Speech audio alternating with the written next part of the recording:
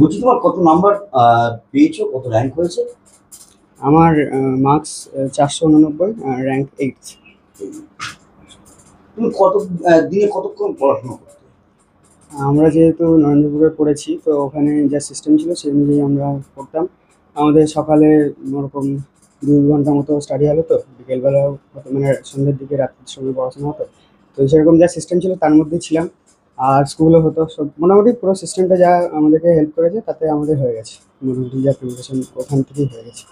আচ্ছা, এই কি এবার কি হতে চাও, কি নিয়ে পড়তে চাও বা কি হতে চাও তুমি ভবিষ্যতে? ভবিষ্যতে আপাতত ইঞ্জিনিয়ারিং নিয়ে ইচ্ছা আছে।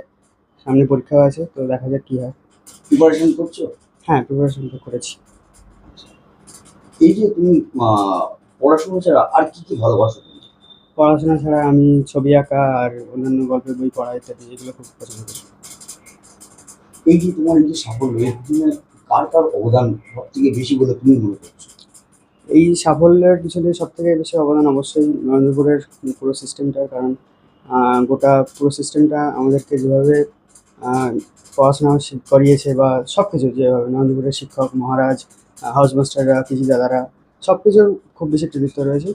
আর অবশ্যই বাবা মায়ের কৃতিত্ব খুব বেশি, বাবা মা পিছন থেকে খুব সাহায্য করেছেন সবসময়, পরীক্ষার দিনগুলো যেতেন, খুব কৃতিত্ব আছে। এই পড়াশুনো, বই পড়া, ছবি আঁকা, এর বাইরে কতক্ষণ, এই যে এখন সবাই মোবাইলে আসক্ত হয়ে যাচ্ছে, তুমি মোবাইলের প্রতি কতটা আসক্ত ছিল? যেহেতু আমরা নরেন্দ্রপুরে ছিলাম, তো আমাদের মোবাইলের কোনো অ্যাক্সেস ছিল না। এমনি আমাদেরকে সপ্তাহে কিছুক্ষণ কম্পিউটার ল্যাব অ্যাক্সেস করতে দেওয়া হতো, যেখান থেকে আমরা মেনলি অনলাইন ক্লাস বা এইসবই করতাম। তো ওইভাবে আমাদের মোবাইল আসক্তির কোনো জায়গাই ছিল না। মানে মোবাইলটা নিয়ে তোমার হাতে পেতেই না আর কি। না।